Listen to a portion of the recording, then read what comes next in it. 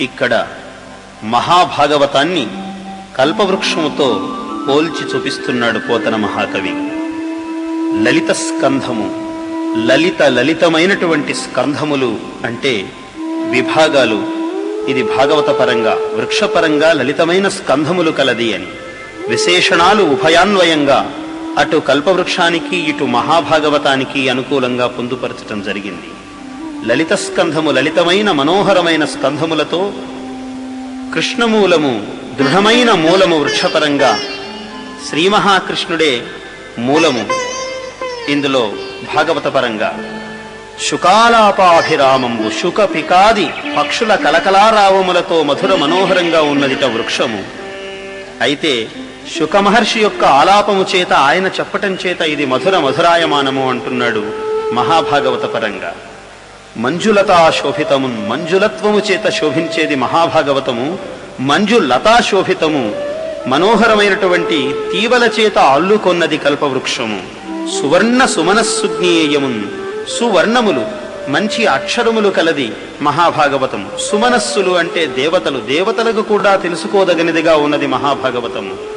కల్పవృక్ష పరంగా మంచి రంగులు కలిగినటువంటి సుమనస్సులు పుష్పములతో అలరారుతున్నది అని అర్థము.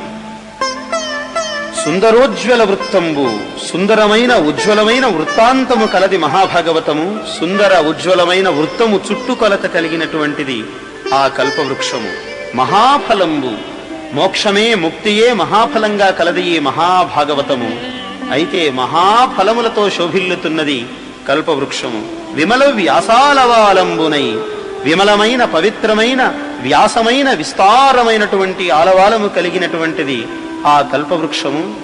అయితే మహాభాగవతము వ్యాసుడే పవిత్రమైనటువంటి మనస్సుతో, వ్యాసుడే ఆలవాలముగా మూలముగా కలిగినటువంటిది ఈ మహాభాగవతము. వెలయున్ భాగవతాక్ష కల్పతరువు, భాగవతము అనే పేరు గల ఈ కల్పవృక్షము శోభిల్లుగాక.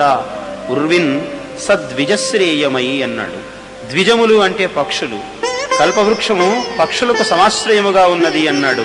సద్విజ అంటే వేదాంతులు, విజ్ఞానవేత్తలు, బ్రాహ్మణులు, విద్వాంసులైన వారికి, ఎవరైతే మోక్షార్థులై ఉన్నారో, మోక్ష సంకల్పార్థులై ఉన్నారో అటువంటి వారికి శ్రేయోదాయకమై, మోక్ష ఫల ప్రదాయకమై ఈ మహాభాగవతం వెలయుచున్నది అన్నాడు. ఇది లలిత స్కంధము, కృష్ణమూలము అయినటువంటి శ్రీమద్భాగవత కల్పవృక్షము. అయితే విమల వ్యాసాలవాలము అన్న చోట వ్యాసుడే ఆలవాలముగా పాదుగా ఉన్నటువంటి ఈ మహాభాగవతం అంటున్నాడే, ఆ వ్యాసుడు విమల వ్యాసము అంటే మనస్సు పవిత్రముగా చేసుకుని అన్నాడు. ఎలాంటి స్థితిలో వ్యాసుల వారు ఈ మహాభాగవతాన్ని రచించారో, వ్యాసుడు ఎలాగా వ్యాకుల చిత్తుడై ఆశ్రమంలో కూర్చున్నాడో ఒకసారి వర్ణిస్తున్నారు పోతన గారు. ఆయన మనస్సు వికలమై వ్యాసుల వారు ఆశ్రమంలో కూర్చుని చింతాక్రాంతుడై ఉన్నటువంటి సమయంలో అక్కడకు నారద మహర్షి వేంచేశారు. ఎందుకయ్యా మహానుభావ, నీ అంతటి వాడివి ఇలాగా చింతాక్రాంతుడివై కూర్చుంటే ఎలాగా?